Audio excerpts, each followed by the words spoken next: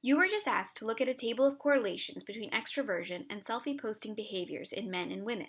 Let's break down what a correlation is. Two variables, like selfie posting and extroversion, can be related in many different ways. One type of relationship that they can have is a linear relationship. In a positive linear relationship, the values of both variables increase together. This means that as extroversion goes up, so does frequency of selfie posting, and vice versa. In a negative linear relationship, the values of one variable increase as the values of the other variable decrease. This means that as extroversion goes up, frequency of selfie posting goes down, and vice versa. Correlations describe how well the relationship between two variables can be described as linear. A correlation value can range from -1 to 1. A value of -1 means that the variables have a perfect negative linear relationship. A value of +1 means that the variables have perfect positive linear relationship. A value of 0 means that the variables do not have a linear relationship.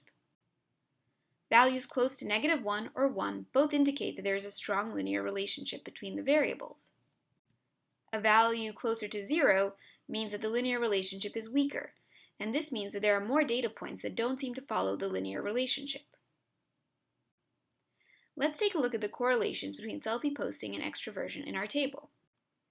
If we look at the correlations between selfie posting and extroversion in women, we see that they are all marked by asterisks. This means that they are significant.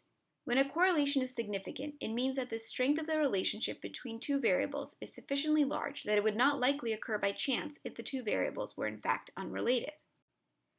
It's important to note that the strength of the significant correlations in our sample of women is quite low. For example, the magnitude of the relationship between extroversion and taking own selfies and posting them is 0.15. With very large samples, even a relatively weak relationship may be significantly different from what would be expected under the null hypothesis, where the true value of the relationship is 0. Squaring the correlation also tells us how much of the variance in observed selfie posting is estimated to be related to extroversion. This is called the R-squared. For example, if we square 0.15, the correlation between own selfie posting and extroversion in women, we get 0.02, which tells us that extroversion explains only 2% of the variance in observed own selfie posting in women. Some of you may have heard that correlation is not causation.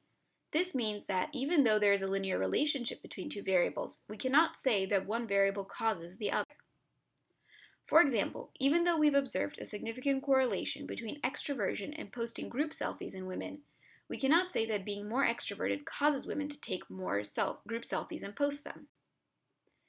It could go in the opposite direction.